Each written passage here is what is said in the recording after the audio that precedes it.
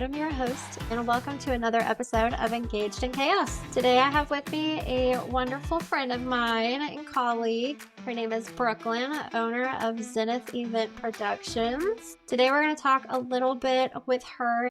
She's a planner and a coordinator. So she does all kinds of doing in the industry. And we're going to kind of go over her experience and ask her some questions and see what happens. So, I'm excited Brooklyn, to be here. so tell us, who are you? What do you do? And what got you into wedding planning? Well, first off, you already know my name. I'm Brooklyn. I'm based out of Florida. I am a single mom of three very passionate children, if you will. So controlling chaos has kind of become a niche of mine over time, with them spanning from 6, 9, and 17 currently. And then working in the service industry, I've been in service industry for over 15 years. I've worked with people in every single job I've ever had, and then started this business 3 years ago. And I've had the fortunate upcoming, if you will, to grow and learn a lot over time. I live very vicariously through my clients, so it's a lot of fun, and I connect with pretty much all of them. My goal at the end of the day is to have a relationship that's developed with them enough to, we keep in touch over time. And I work in a position that I'm kind of at the start of their entire lives. So being able to watch that, even if it's just through social medias and stuff like that, with people following and sharing and everything, it is a huge opportunity. I've been lucky enough to get invited to birthday parties and baby showers and other things that are going on in their lives too, and been able to bring my own children as well, because they have actually become friends. So that's something it's probably one of my favorite parts, honestly. I love that, because see, I think that's why me and you connected so much when we met almost a year ago now. Because Yeah, we're both actually. of that. We want to be your friend. We want to get to know who you are. We're very hands-on people with our clients, and I'm still friends with so many of my brides. So, what made you fall in love with weddings and event design in general? I've always been fairly crafty. I love arts. I love anything that has to do with people. I love events. I'm a very social person, butterfly, if you will. That has worked in and out of my favor, with that said, but mostly in my favor, because it's just something that I've over time grown a passion for, and then learning and teaching myself over time what to do and how to do things better. I've gotten much better at my job. Even when it comes to vision boards and stuff like that, I'm helping them put all of it together. Being the people person that I am and being able to kind of control that chaos makes it a little bit easier, because I'm very high functioning in those situations. I'm also very assertive. And some people do take that the wrong way, but when you are a wedding planner and the coordinator, you are the central for literally everything that's going on. You're the main component, the heart of the event. And then if you don't have that, that falls on the photographer. You know this. You've been in those positions before. And then if you don't have that, it's the bride. It's always one of the three. The photographer can't do multiple things. The bride needs to be at ease, because if you're not mentally aware or present, then what's the point? It just becomes redundant, and you're not even enjoying something that you put all this time into. Right, you're not able to be present on your own wedding day. So that's one of the things that just learning people and being good with people and wanting to do that. I approach my business in a different sense, because your mentality and how you feel coming up to it is absolutely something that it's pertinent almost, because I, again, get on a personal level. And I feel like in my position, if you don't know anything more than your client about your client, aside from what they want on their day of, you are not doing your job. Because there's so much more to it that goes into that. They have things that go on in their personal lives that they maybe can't get back to you on. Things happen, I had a couple, for example, they bought a house and lost a house and had a wedding all in less than 1 year. Oh gosh. I had another couple who they put off their wedding because of their father, 2 of them actually, because he had passed. And one of them just happened recently, and she put her wedding off from last September to this September in hopes, and things were looking good, but those are the kinds of things that you have to take into consideration. My last client I just had, the DJ and then the processional, which was mostly family and friends, she was pregnant. And that was a big thing. So I found out those personal things. I went to 2 of her dress fittings and everything on her dress fit perfect the first time, second time didn't because her body was changing. So we had to adjust again. And those are just little things that you come into contact with over time. Like it doesn't always have to do with just the money. You need to be able to Absolutely. talk to your clients like a human being and ask them how they are actually doing, what's going on, where you can help, even if it's not something that you can actually help them with. Sometimes Yeah. letting them just vent and keeping the Yeah, open being your sounding communication board. is key because then you approach the situation in a different sense, maybe more Right. sensitivity, maybe Right. And that's some things we'll touch on yeah, in like it's a big thing. So absolutely. So to kind of take it from like the beginning of when a couple is going to look for their wedding planner, when do you prefer couples to bring you on? Is it like in the very beginning? Is it after they I would found the always venue? recommend Is the it very after all of beginning. that? I The would very, very always beginning? Okay. recommend the very beginning. And if it's not post engagement and pre venue, then at least post venue because Okay. when you start with what I call it a blank canvas, essentially.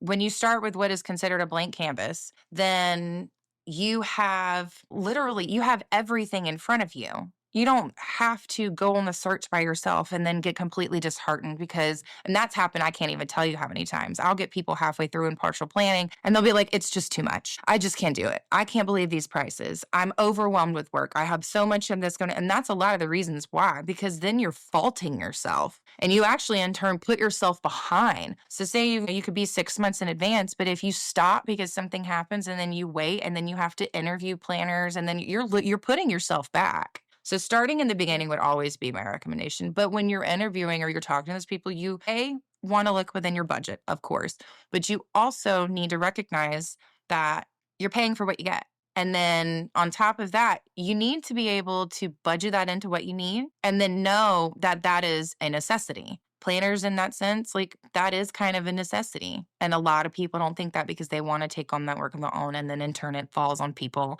like you or the bride, but definitely in the beginning.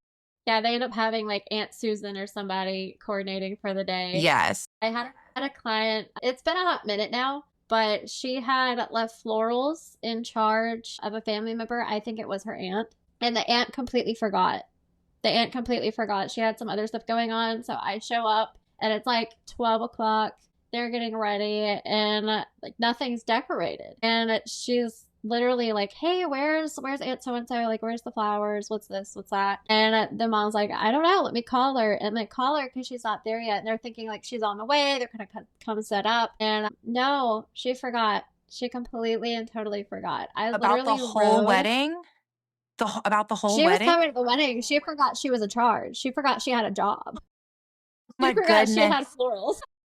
So, of course, that sent everybody into a frenzy, and there was no plan or anything. So I'm like, okay, look, guys, it's good. You got it. Like we are 5 minutes from Publix. So I went with them. I hopped in a car. We went to Publix. Like we picked up as many flowers as we could. We came back. Like we made some arrangements, and we did the best we could with what we got, and turned it into something great. So Yeah. it's been ever since that it's been a long time since that happened. And yeah, I have since that day been like, I really want a planner every single day of the week. And that's a huge thing because when you have That's other people who are supposed to be there and be involved in all that, like you shouldn't honestly have anybody who is coming to your wedding or in your processional or your bridal party or at all unless they are designated people who are like a CVS person. You know what I mean? Like there's one person if you need anything from CVS, they know where to go, they know what to get, they know how fast to get there, and then they can come straight back. And like that is their job. For somebody who is to take care of the personal stuff whenever you leave, because like the cards, the box, the money, bags and items and stuff like that, that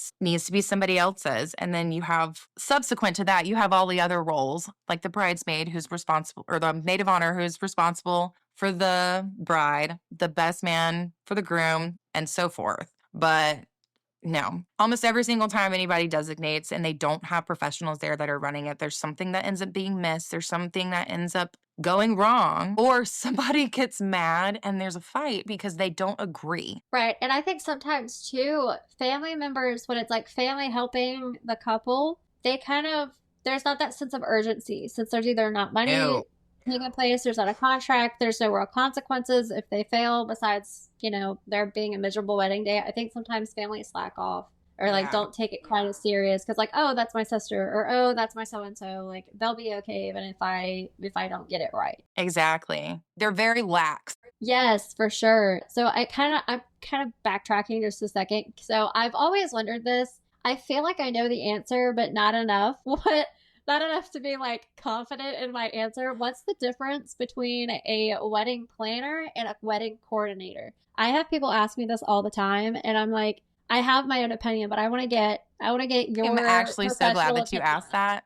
that because let me tell you, Please do there is educate such us. a vast differentiation between the two of those titles right there. And I do Okay. both, so I can say that. But the thing about the wedding planner is when Mhm. you have a wedding planner, you're developing a relationship with them. You are molding something together. It is a all trust factor. That's why I always say I'm trying, like, I want to become friends with you. I need to be able to communicate with you like I'm communicating with you right now on this podcast.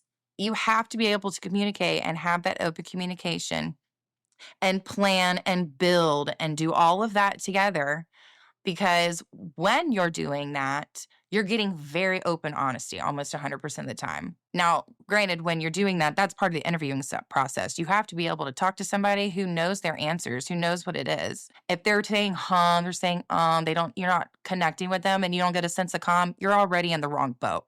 But I'll digress. So back to when you're building that relationship that you base that interview call upon, like that's where you're getting all of it. I'm very, very honest with my clients, almost to the point that I tell them, you're not always going to get the answer that you like, but don't take that the wrong way because that is just me giving my professional opinion. If I was telling you what you wanted to hear and just telling you yes to everything, I'm not doing my job right. I am supposed to be able to tell you no in certain things because this is my field of expertise. When I'm working with people, I can help them navigate all the vendors, prices, styling, the way that they want things, putting teams together, making sure they're staying within their budget for these things. Because if you start with whatever their budget may be, could go for the wrong person and end up getting a DJ who they've never done anything with, and they're completely paying way more than they should. And then something fails. And then they are lacking in funds at that point because they spent X, Y, and Z on so and so who ultimately didn't even follow through with what it is he had marketed himself for. Yeah, that makes And sense. that's I would happened in think. every vendor category that I've had. That's there's not one category I've come across that hasn't, but that is one of those major things because then you can ask, "Hey, have you worked with them before? Do you know of them? If you don't, do you know anybody who has? Have you heard good reviews about them? I've seen X, Y, and Z, you know." And then So how does that translate and differ from being a coordinator? the coordinator part, that's just there. That is making sure your timeline is stuck to, the cake doesn't fall over, everybody makes it down the aisle in order, all your vendors show up, everybody's dressed the way that they need to be, and that all of your formals are hit throughout the night. Okay. That, with that Yeah. said, does also not include decorating or anything like that. Touching tables and making sure that all the decorations that you already designated to other people are done the right way. Yes, that's part of it because you can be like, well, X, Y, and Z needs to be fixed on all of these tables. Or table 10 is missing two chargers. So that's when the coordinator comes in on that. But outside of that, So, everything else is on the planning side. Literally everything else is on the planning side. so You're there to just make coordinate. sure that everything is good for coordination and that at the end of the day everybody's alive and nobody's getting filed with a lawsuit for liability. That makes sense.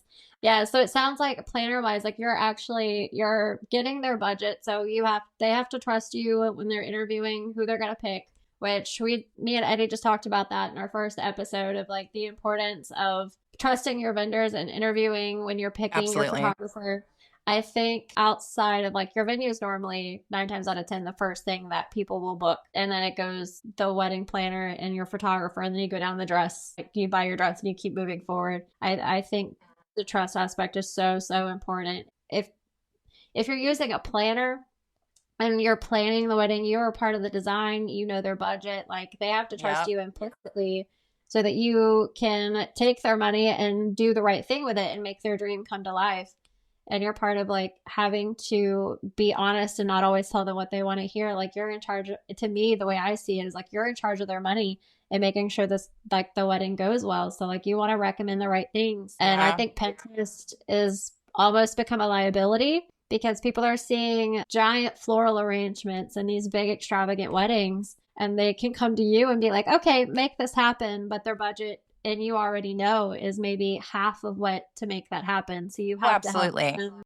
I can look at a photograph and I can tell you what scale and how many thousands of dollars just by a guesstimate alone that they Yeah. spent. And I don't even Yeah. have to look at the rest of whatever's going on. And I completely agree with you, actually. I was just talking about this with somebody else. I view the way that people look at Pinterest and all that other stuff and the expectations that it is that they perceive from those AIs or those edited photos and stuff. Because again, those are final touches on people's portraiture, or it's something that's actually not even real. It does stain the expectation strictly because I view it the same way that women look at their own beauty standards. Let's put it that way. Because Okay. people continually look at things on their, I want to look like that. I want to like that. And the brides do it too, because the brides see their inspiration for their Pinterest stuff on that. I want to look like her. I want this dress. I want that. Like, you have to also radically accept that what you're looking at and where you at is reality versus not. Yeah. And I, that's a very fine line for people because they don't grasp that. They're like, well, this person did it. And if you look close enough, you can tell that 2 leaves are off and the homie over here has got 6 fingers. And you're like, well, that's fake. That's why that looks like that. exactly. I have a teenage, well, she's not now, but she was at the time. She was like 13, 14, and was looking at a magazine and was hating on herself, and then seeing people on Instagram and like, man, I wish I looked like that. I wish I looked like that. And I broke it Mm-hmm. down. I had her come over to my computer and I was like, okay, look at this. Like, I took a picture of me and I said, look, you know what I look like. You see this photo. And then I show her the exact process of what I did, of what these other people are doing on Instagram, and like using these editing apps on their phone. I didn't even pull up Lightroom or Photoshop. I didn't even go like that, I guess, professional Mm-hmm. grade with it. I just took my phone and I downloaded an app and I was like, look, this is what they're doing. Like Yep. that's not what they actually look like. That's just a trend. That's Yep. just them making themselves look like that. So Mm-hmm. don't shame yourself or body hate yourself because, or hate your body. I don't know what that was. But don't shame yourself for not looking like that because it's just not real. And I wish more Yeah. people knew that. Um, And I don't get me wrong, like I love Pinterest. I think that it's a great inspiration. And I actually suggest to my brides, I know you have a vision board already. Where's your Pinterest link? Go ahead and share it. Send that to me. I want to peek and poke your brain. But again, it's a vision board for a reason. Yeah, exactly. It's a yeah, vision it's board for just a reason. inspiration. And every single time I Absolutely. do, and I tell them when we start doing the breakdowns, what do you want your table aesthetic to look like? What do you want your florals to look like? And that stuff. And I tell them to bring me these ideas. I always, always, always tell them, do not look at the whole photo. Never look at the whole photo. If you're liking anything out of it, you need to pick whatever it is that you like out of it. Because when you start pulling these pieces from these different things that you're looking at, that is whenever you make what you actually want come together. And even if it's Okay, an that AI makes sense. photo, that's great. It can be an AI, but you also need to recognize that it's not real and you need to pull from that so that you can make your own. And then if you're not, you're really just copying somebody else. And what's the point of that? I love that. That kind of goes into like the next question I have of what is something that you wish like every couple knew in regard, like when they're starting to plan, what is something you wish they knew? To radically accept what the reality of their expectations are versus what it is that they are seeing. And they need to apply Okay. that to their vendors. So if they're seeing photography photos and they have them hanging in a balloon and you're doing whatever, in this balloon, like you're probably going to have some strings in there. If you have a DJ, for example, who comes in and they have a bubble machine, you can't be mad at the guy because the guy only has one bubble machine. You know what I mean? If you should have wanted more, if you saw this thing and Pinterest, it kind of goes back to the Pinterest thing, really. They tie in together very easily. You have to verbalize what it is that you're wanting and your expectations when you're going through these people. Another reason why planners are really good for this, because they can tell you or the vendors can tell you what it is, but you have to be open. You have to have lists of questions. And couples don't do that. Couples see what it is that they have and they'll read reviews, And then they'll like see some of the best photos, but it's like, well, what do you do if XYZ happens? What do we do if the power goes out?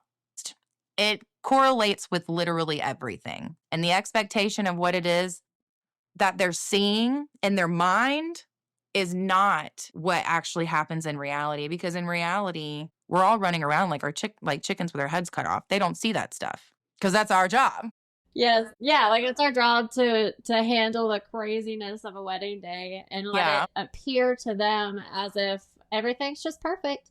Because at it the end of the is. night, like when I leave, if my couple can come to me and be like, "Oh, everything was perfect, everything went amazingly," and I'm on the Mhm. back end like going, "I was gonna pass out and I was freaking out a few hours Yeah. ago," and I knew that wasn't passed on to them. I feel like I've done my job well. To like not only the expectation and the radical acceptance of like what it is and making sure that you check yourself back into reality because come the day of, if you cannot just take a breath and be like, it's going to be the best that it can be, we might have hiccups. I'm going to trust that the professionals I hired will trust this. And if something really just like off the wall happens, like obviously say something. But typically speaking, if that happens, like you or I or somebody else, we're already on it because we're already seeing what's going on before anybody else does. But that's probably the biggest two things, Yes. making sure that you accept whatever is supposed to be in real life, radicalize real life versus your vision board because your vision board is coming from Pinterest and half of it's fake. And then making sure that when you come to it on the day of, you trust your vendors and you let go. You take a breath and let go. You've done all the work, you've gotten out here. So instead of being a helicopter bride or turning into a bridezilla, and I'm only using the bride thing just because there's only terms for that. I don't know why they don't have terms for all of the other people, but it's you have to be able to just kind of accept whatever's going to happen is going to happen. It's my day. Nobody's going to ruin it. I'm going to go outside and I'm going to take a shot if I need to. I'm going to go and I'm going to lay on the couch for 5 minutes if I need to recollect my thoughts. Like Right. that's all that needs to be happening. So, question, do you warn this? Do you warn your couples about this in advance? Because I do. I tell clients, like, just go ahead and plan for something to go wrong. Like, go ahead and mentally prepare yourself for there to be some sort of hiccup so that when the hiccup comes, you're just like, okay, so this is what we've got. And then it's either me, you, the planner, somebody somewhere is like, okay, this is how we fix it. If the bride or the couple period ever even finds out there was a hiccup, I try to keep that away from my couples, No, whether yeah, there's I a totally planner or agree. not. I I don't want them to absolutely know. do. And I also, just because of my experience, and I've had, a time or two where a bride has said something, but it's been on the back end. I've had to go back in and be like, well, yes, I understand where you're coming from, but since you're bringing it up, this is what happened. It's my job to make sure that you don't know of these things and make executive decisions. And you hired me and you trusted me this whole time to be able to do that. So, Yeah. So, like, it's just you work with what you got where you got it. And absolutely. on the back end, if there's something that's said of it, then you approach the situation as professionally as you can Yeah. because there's almost I always think an too, explanation. sometimes like as wedding planners, and I think it translates into photography as well, that we're sometimes thought to be mind readers, and we are indeed not mind readers. No. Communication is absolutely everything. So I'd rather over communicate. I don't ever want anyone questioning anything. So like whether it's an intake, like an introductory call with somebody, I'm giving all of my information. Me and Eddie Yeah. were just talking about how so much of the industry gatekeeps, and the whole point of this show is to kind of expose that, explain like what our troubles are, what our communication issues are in the industry side and on the couple side, so that we can bridge that gap. And I'm really glad you're here with us today. Is like a first step, because I wanted to take it like vendor by vendor and Yeah. interview everyone of what the process looks like on the vendor side to help the couples know like what they're getting into, what they're asking, and also like so everybody can be on the same page, because it's Yeah. we're not mind readers. If you, yeah, like okay, so sneak peeks. I send out sneak peeks within 48 hours typically of the wedding day. Yes, those are for you so that you can post, you can share, and you're not waiting that 6 to 8 weeks to get your full gallery back. You have some photos you can share. But at the same time, for me, that's I'm letting you see all the editing situation or how I'm going to edit each moment of your day from the hotel room Mhm. to the first look or the ceremony to reception. I'm giving you a little bit of all of it.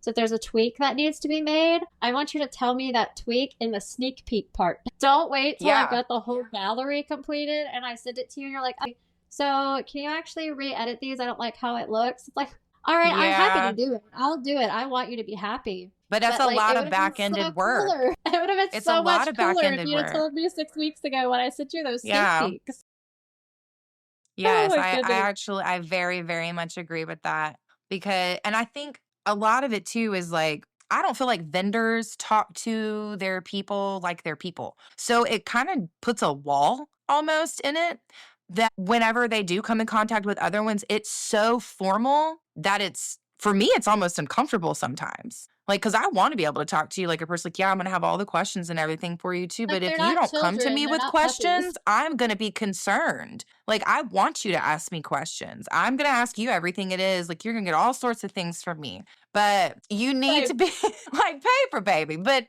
you need to be able to reciprocate that.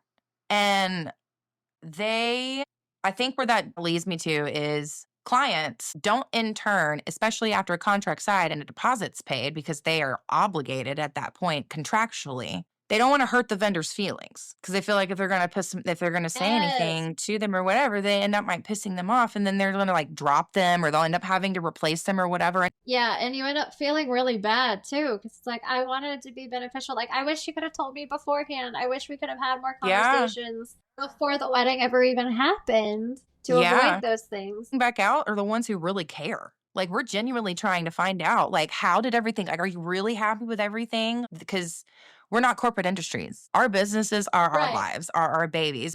We baby them the same way that we would our children because it's what feeds us. It is what we do. So it's important to get that feedback. And when you don't, it makes for difficult sometimes. It's not always what you want to hear, but I will say that that percentage is probably 5 to the 95%. 5% versus 95%, I guess is what I'm saying. So, For sure. And again, like we it's said, worth it. you're not a mind reader. No. So that comes into play. I think a lot of this, when the misconceptions happen or people think we're mind readers, is when it comes to the timeline of the day. So, what do you think is some of the biggest or most avoidable issues that you've seen in a timeline or like writing your timeline out that could be avoided if communication happened?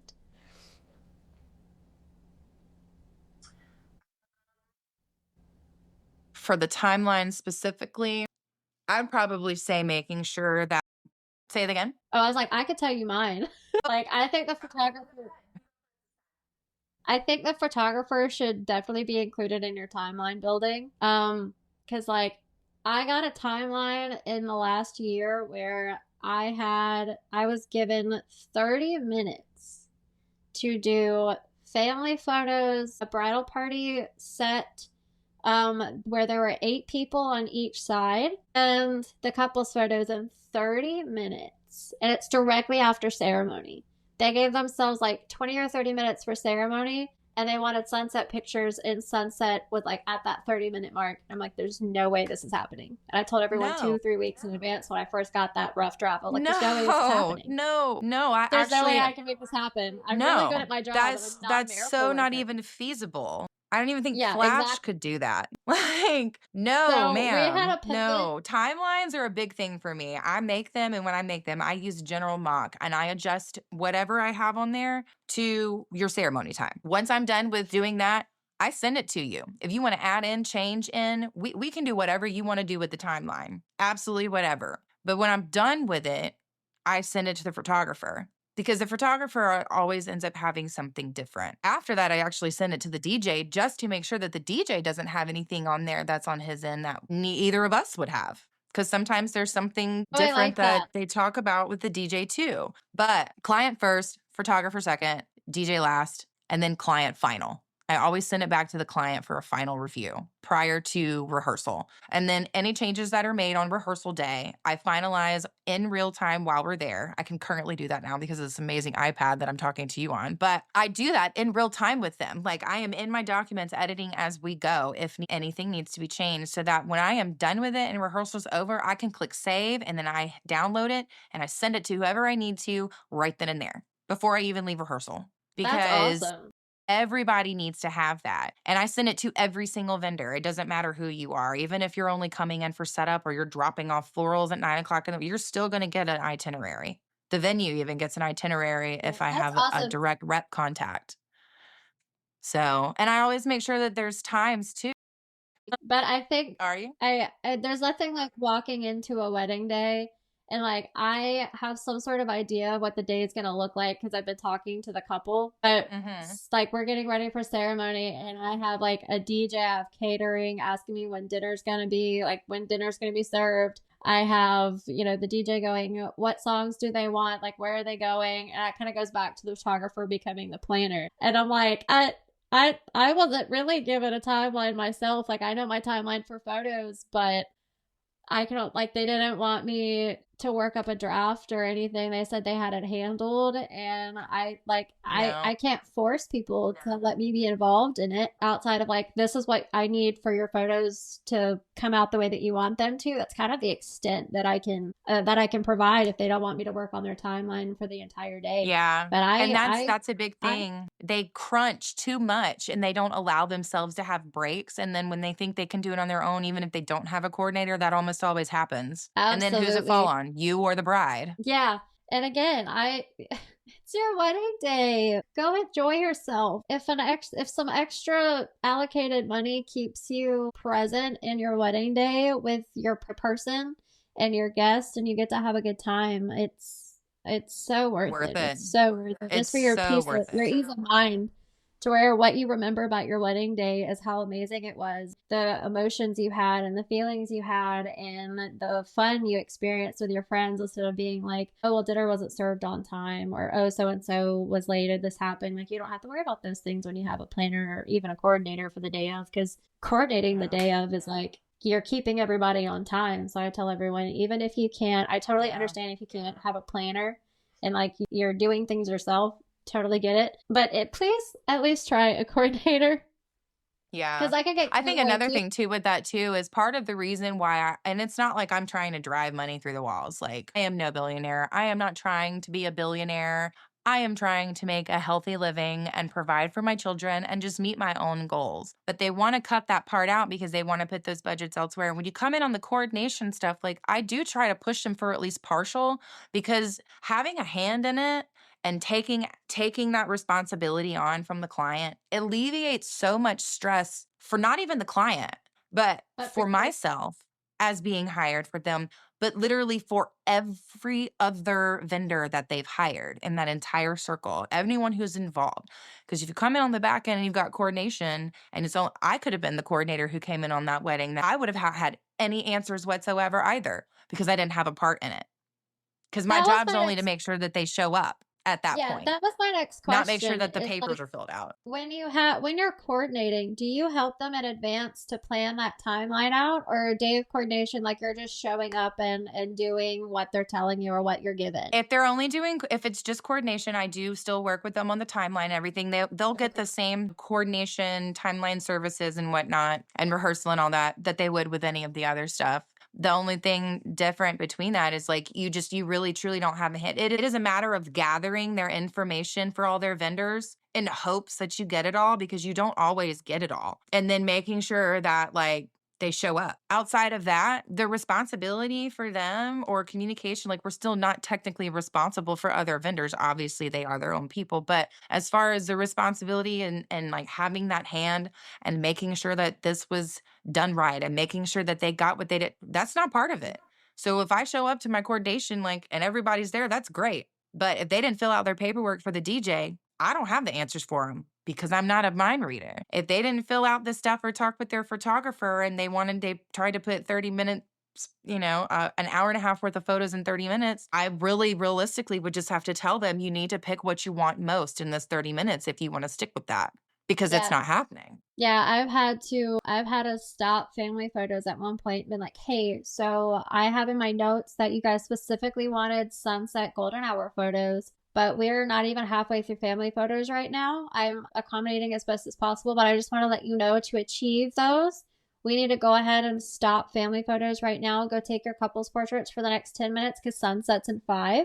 And then after that, like, we can pick up the remainder of photos up top, like up at reception, to make that easier so that you still get what you want. And I leave it on them at that point of like, hey, this is what's going on. This is what you told me was important to you. So I'm making that available to you. It's their choice on, what they pick. Do you want to keep doing family photos, or do you want to pivot to your Yeah. couples photos? And that's kind of a worst case scenario. And for me, I try to prevent that kind of hiccup ever having to take place. If you let me help you with your timeline and plan that day out like it should, you're gonna have plenty of space and downtime. Because I see so much taking photos, you get tired, couples get tired, family gets tired of smiling and standing there and stuff.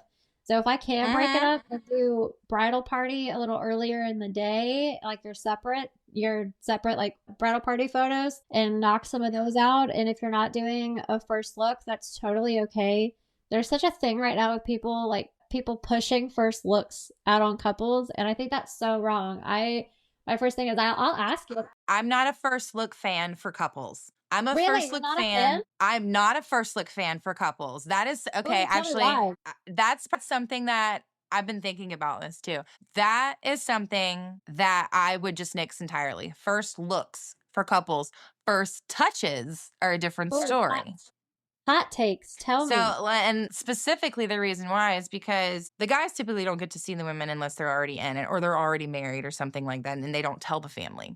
But if you're seeing them beforehand, it almost defeats the purpose because you want that element of surprise. I push for that element of surprise for my grooms almost 100% of the time. And if they haven't seen them, honey, you are going to be staring at the officiant until your best man taps you on the shoulder and tells you it's time to turn around, because you're not looking at the back of that aisle. And they know too, I because if I love have to carry the train of the dress, I even tell the best man, I'm going to be carrying her train so that it doesn't drag or get whatever on it. I was like, I need you to wait until I am out from behind her behind and I'm not squatted down like a duck for you to tell him to turn around, because I don't want to be in the back end squatting down in the photos and he sees me coming from under her dress. yeah. That's, but I push for first touches, not for first looks. I think it takes the element of surprise completely away. Now, first touches, one of the reasons why I like them is because it is a very intimate moment and it is a privatized moment.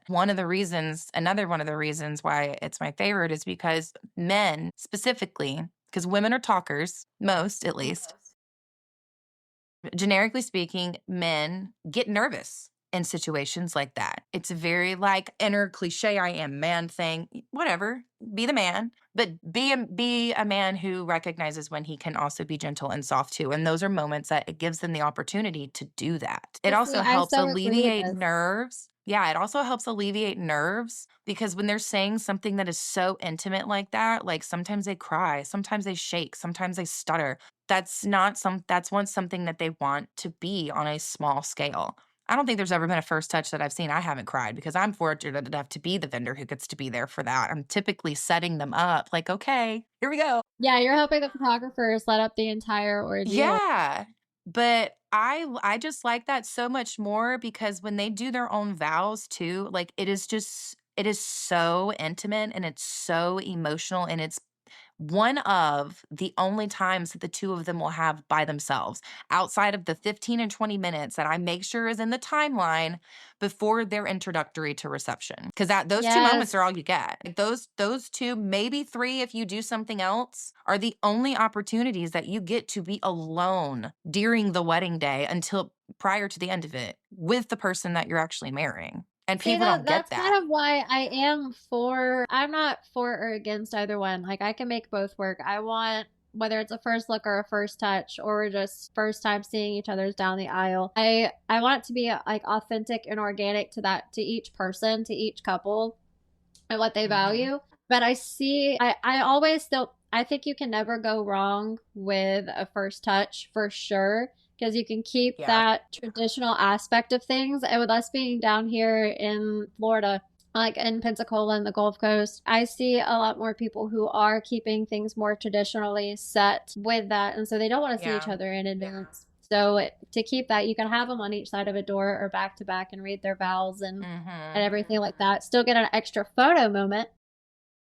Yeah. Why I like that is because, and for some reason, I don't know why, but I'm really, really good at this part. When they do first touches, I generally have a conversation with the groom after, pre ceremony, post first touch. Because they're already in their feels. So they haven't seen them. And because they have that heightened emotions and everything going on, like it kind of gives them a little bit of anxiety. It does the bride too. Breath work works wonderfully, by the way. Definitely in the middle of getting my certification. I think I told you that for somatic breath work. Total side note. But one of the reasons why I do the first touch instead of the first look is because when I have them stay turning the other way and then they finally do turn around, the element of surprise when the bride's at the bottom of the aisle, even despite having had the first touch already, is almost overwhelming. It's insane. It's like having it all over again, but they don't have to go through that same angst of saying those same words because you know that the moment that they see them and they get up there, if they haven't said anything, they're going to choke. A lot of times they do.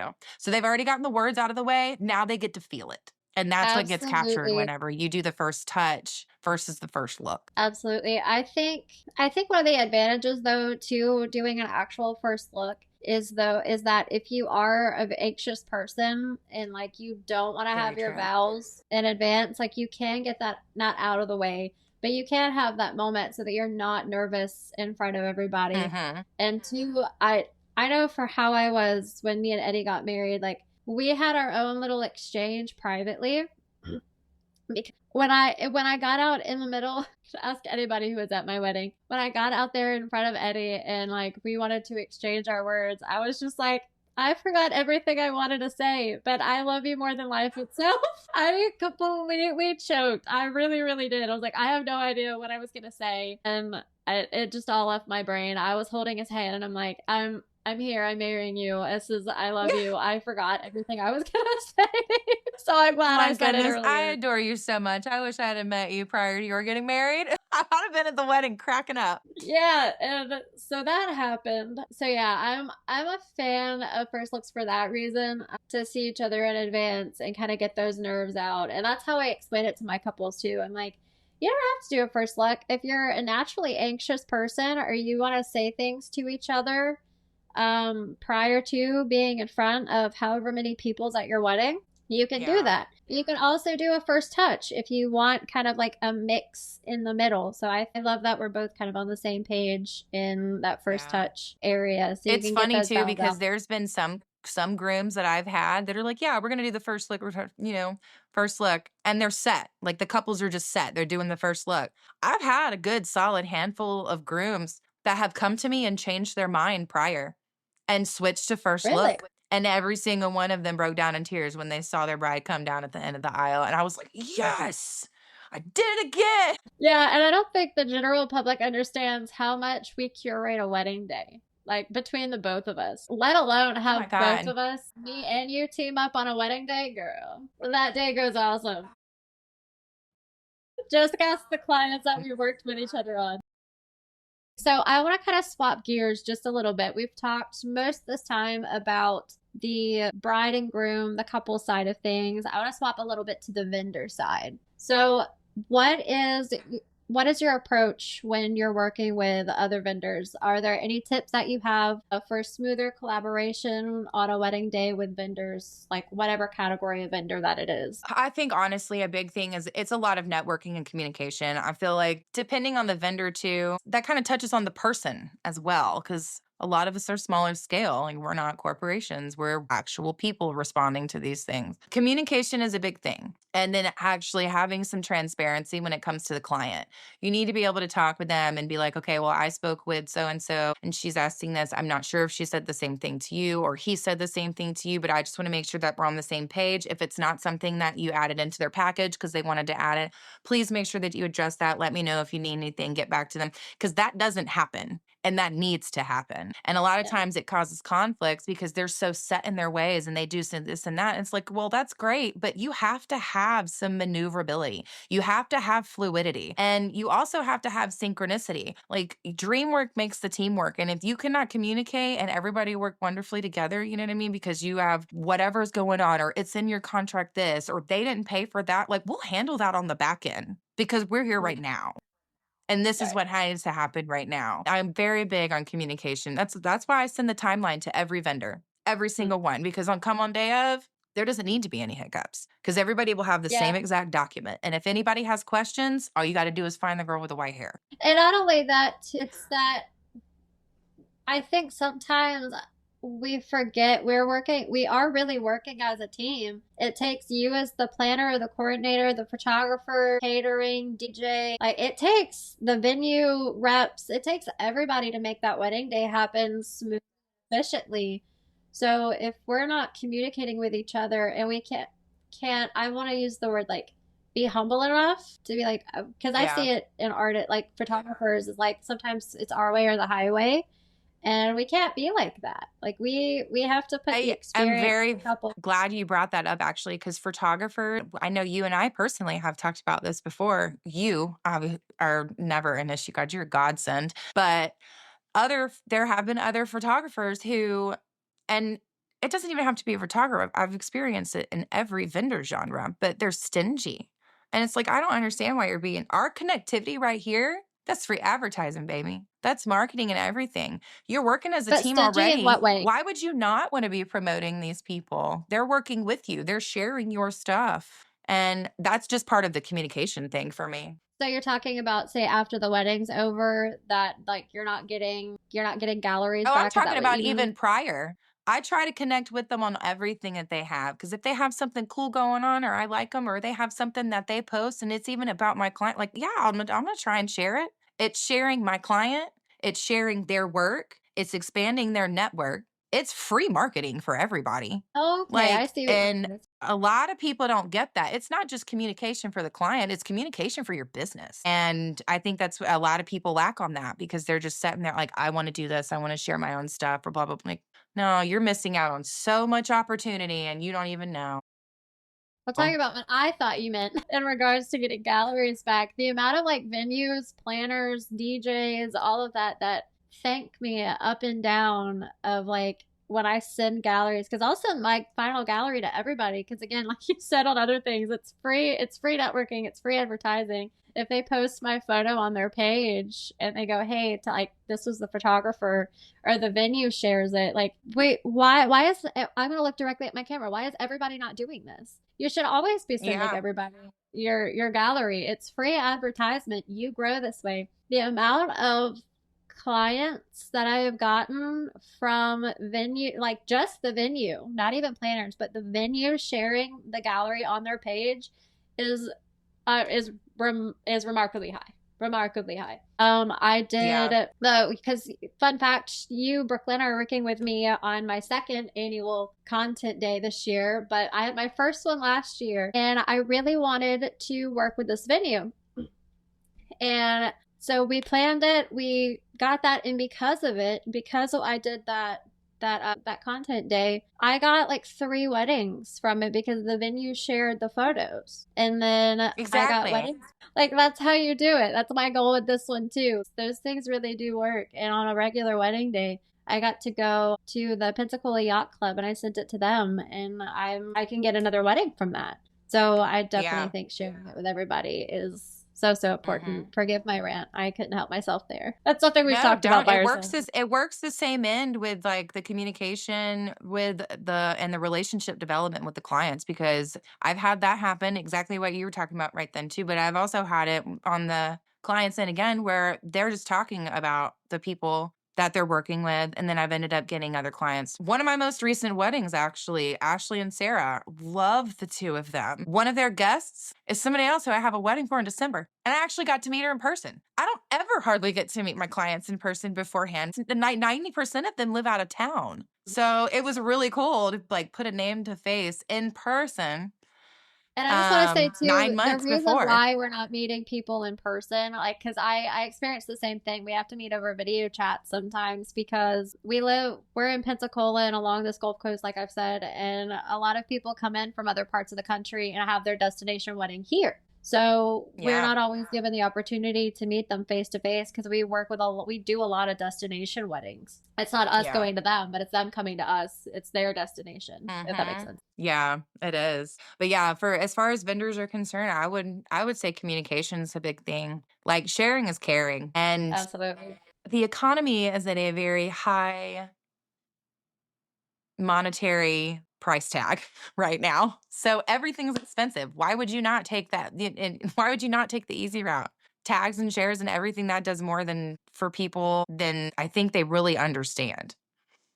Because Yeah. sometimes one share can lead to one booking and like that pays somebody's bills. Absolutely. So, story time. I want to see what is like the most chaotic or unhinged wedding day story that you experienced. Oh, she makes a hair mustache that you experienced, and not just what the experience was, but I'm going to follow up your experience with how could it have been avoided? Because again, I don't want us to talk drama. I want us to, there's a problem. I want us to have solutions to it. So, do we have a story? I got one that's not gonna throw me off the show on my first podcast.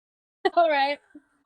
I was actually earlier this year, as a matter of fact. So it was a client. They hired me for coordination, and it was Mardi Gras weekend. Well, Mardi Gras weekend in the South is, if anybody is familiar with Mardi Gras weekend down here, then you know we go pretty Yeah, let's ham. explain that. Let's explain that a little bit.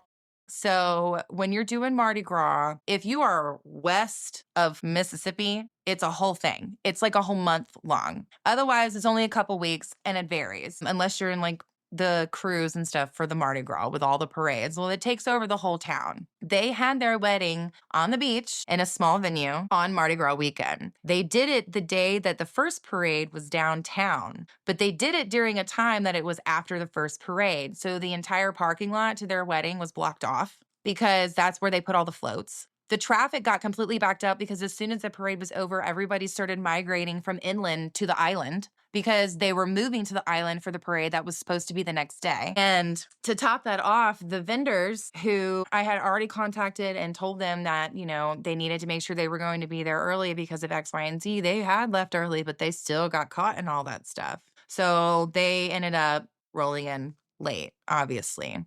Now, I'll just go ahead and tell you, they hit everything that they needed to. They got all their photos, nothing crazy happened. Everything showed up, everything was everywhere, all the formals were hit, etc. But they had a beach house.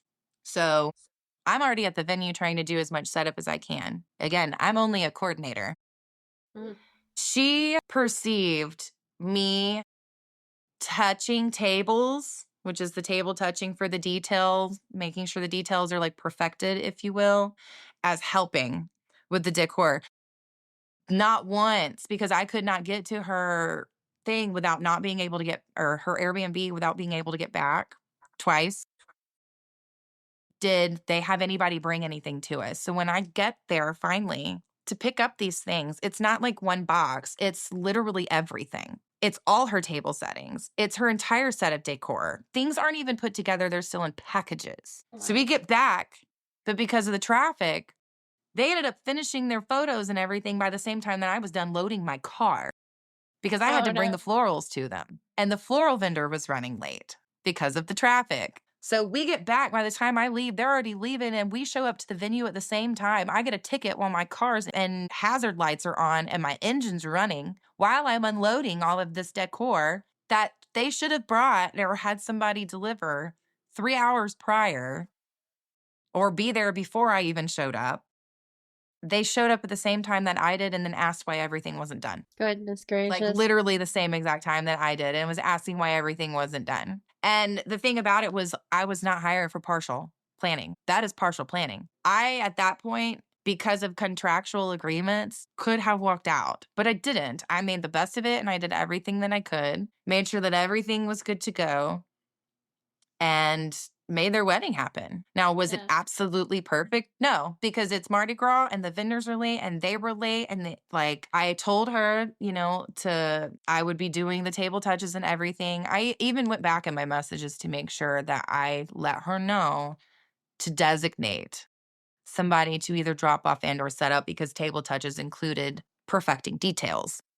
Hmm. You can't perfect something that's not there, though. That's where she faulted, because, and maybe it was my fault, but I did make sure to put it in writing that she needed to have that done. I probably should have touched on that again. So, if, I can take accountability for that. But at the end of the day, she was far expecting more than what it was that she paid for and wanted. And because of all of that, there was a pushback and there was a delay. Now, again, they hit everything that they needed to and all of that, but I'm only one person and I can only do so much. But all of it was completely out of my hands. I had no control over when you booked it. I wasn't able to tell you you're booking a Mardi Gras weekend. I didn't. I had said everything it was I needed to tell you. Like, you saw what's in coordination. You knew what was in there. We had talked about who needed to be where for what. It didn't happen. First, could it have been avoided if you were the planner, like the full planner, instead of just the Yeah, coordinator? Like, absolutely. because I do that Absolutely. too sometimes. Like when someone gives me their date, I go look up and I see if there's anything going on in the area. Because again, we're local to here. If it's somebody from out of town, they're not going to know. If you live up north and you come down here, you're not going to know that February is Mardi Gras. I will make sure that the table touches are done. Like, I have to get in the habit of taking the word help out, because I am that type of person who wants to help as much as I can, but I also need to be realistic with myself. And in her case, Absolutely. she definitely wanted partial planning for a coordination package price. Oh, And that's what ended up happening. That's why everything went the way it did. She wanted and expected a partial planning package for a coordination price. okay. So maybe like there could have been more of a description of what she was going to get for them to have like a better understanding of what was going on or what services you can provide for the package, like booking package that they chose with you, right? Does that make Yeah, sense? either that or something that was like maybe an add-on price for a setup fee or something like that. When, again, those are things that I've Okay. actually gone back in because it was another learning experience. Like, I have changed things in my contract because of that wedding. I have Yeah. restipulated things that are outlined in packages because of that wedding. I've done it even subsequent to another one that I've had post that. Like, it's all a learning curve, yeah. But in those cases specifically, she wanted more than what it was that she was willing to pay for, and then argued it on the back end, when I really should have just put my foot down and been like, this is what it's going to have to be, or I just can't work with you, because I'm not going to continue to put in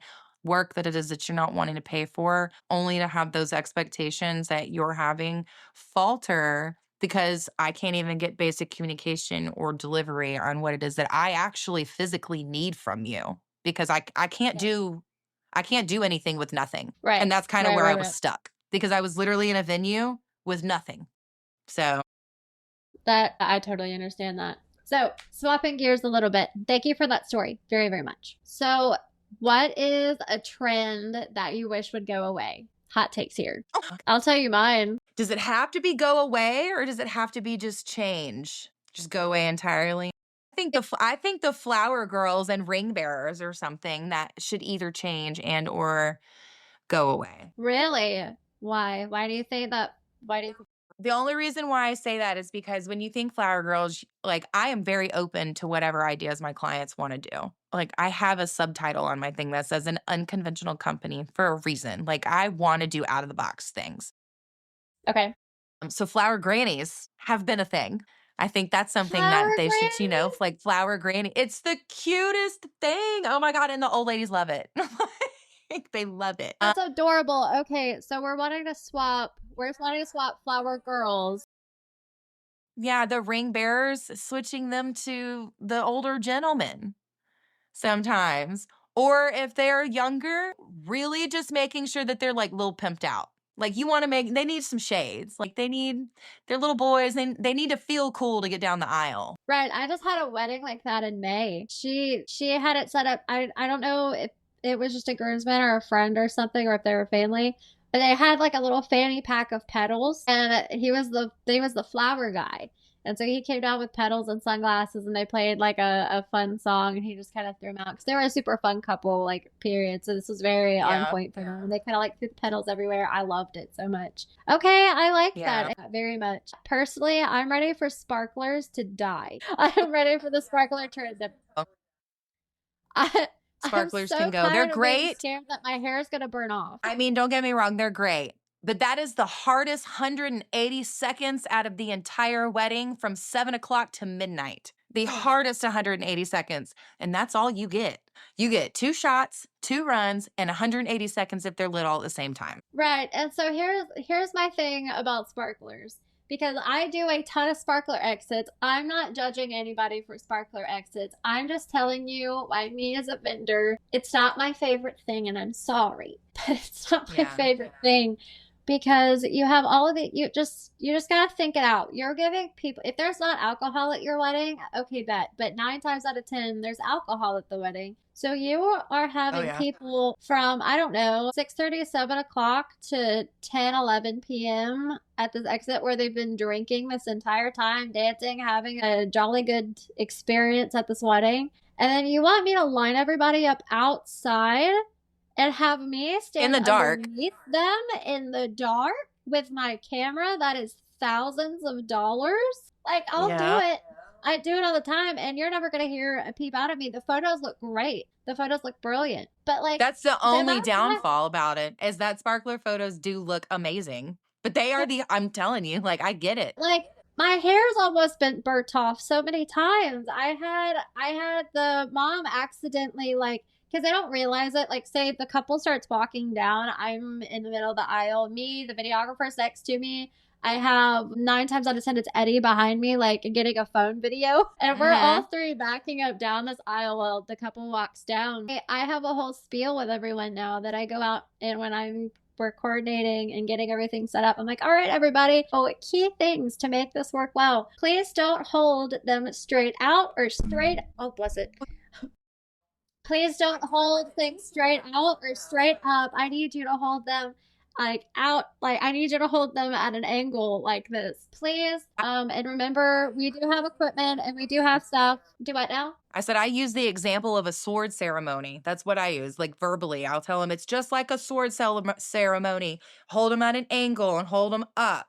And I have to do that. I'm 6 foot tall. I have been burned in the head before. Yeah, I almost did. Yeah. I have this soft box, this little round rubber soft box that goes on my flash to kind of illuminate things better. And they like it because I'm up here, you know, and flash is like sticking up above my head at this point. And it's almost gotten burned multiple times. So to me, it's a hazard.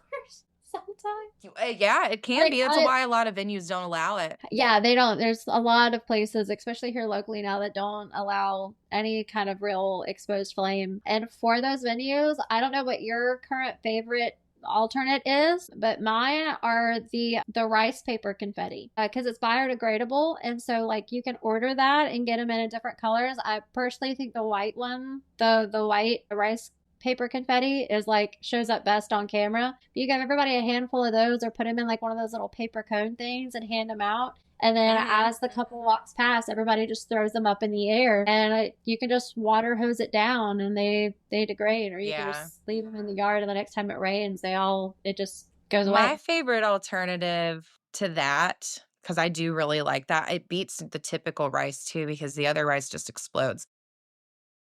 And it doesn't break down either. Yeah, and it does get on you. But another one that I really like is, they're LED, but it's like the one they have a small handle like this, and they have all the little strings, and it looks like the fairy lights at the end, and they all light up. You know what I'm talking about? And they can wave like that. You can do them whenever.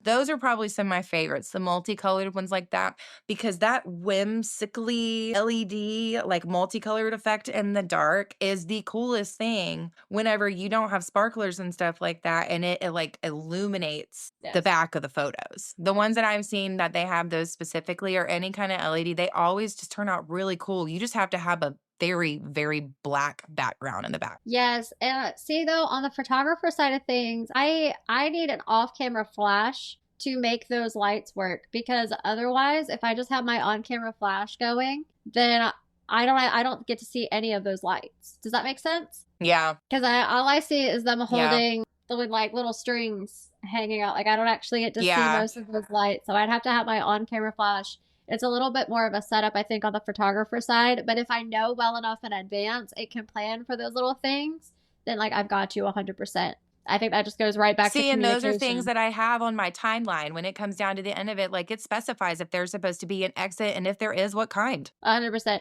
Something I've seen people do too Yeah. that I love is instead of doing an exit at all at the end of the night, which I'm not against not having a formal exit, by the way. I'm not against it. Go dance, go have fun. Like we'll sneak out the back when our time's up. I Well, have my I say bye clients to do a parents. private dance. Oh, yes, I do love a good private dance.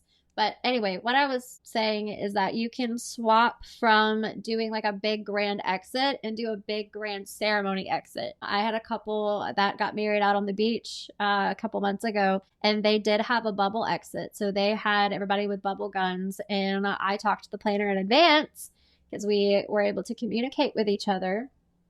And we got an extra one. So the videographer was next to me, and then I had my camera, and the aisle was like really small. So it wouldn't have really worked for Eddie to be shooting as well. There wasn't a whole bunch of room at this venue. So he went and we talked to the planner, and we got an extra bubble gun. And so he was up underneath me and the videographer taking pictures to make sure there were enough bubbles on screen and on camera for both of us to have that full effect of the image. And I think that just goes right back to communicating with the vendors and the people you're working with, so that teamwork makes the dream work, and the photos turned out beautifully. And we kept those bubble guns. I went back out to the 100%. beach afterwards and like did a bunch of fun stuff with them. So I think it turned out absolutely perfect. But one of my favorite things is when when clients will mail me their invites. If you send me your save the date or your invitation for your wedding, I save them. I love that. Nothing makes me happier on the planet than having a client send me their wedding invitation. I feel so included, and it makes me so happy. So one last question. What is one piece of advice that you would give to newly engaged couples? Don't listen to anybody else that has opinions about your wedding. Yes, preach, please. That's 100% correct. Like, it's your wedding. Do it your way. I get it. People are inputting, people and family, they put in, monetary value and stuff like that. But it's your wedding. Do you really want to care whether or not somebody thought that they didn't like your colors? They're your colors. They didn't like them, oh well. Go have your own wedding. Absolutely. I hear all the time how they're trying not to hurt somebody's feelings, or you're not wanting to do this. And I'm like, and I always tell my clients, I understand where you're coming from, and I can totally empathize with that. But I need you to remember that the wedding cannot happen without the two of you. So it needs to be what it is that you want ultimately, because you're not preparing this day to make memories for other people. And people get lost inside of that because they see all these other things. Kind of back and go into the Pinterest thing again. And it's an expectation. It's a mental expectation. Yeah. Right. You love your family and you want to see them happy. And people always end up caving to. They do. They do. And I think that's a huge thing, is that I've had brides really like truly be like, man, I just wish I wouldn't. I wish I, well, and I hear that and I'm like, you don't have to wish, like you are the decision maker. Like, and I remind them of that all the time. Yeah, I love that. So I thank you so much for coming on and hanging out with me today. I've had an absolute blast. So just to end, where can people find you online? What's your website? What's your Instagram? Where can people locate you at? Zenith Event Productions.net is my formal website. Just got redone. And my Instagram and Facebook, Zenith Event Productions. You can look me up, based in Florida. All right. Well, thank you so much again for coming and hanging out with us. You can find me at Autumn & Co. Photo on Instagram, and the podcast at Engaged in Chaos. And thank you guys so much for having us today, or listening to us today. I don't know what I'm doing. Anyway, I'm tired. And we will see you guys next week.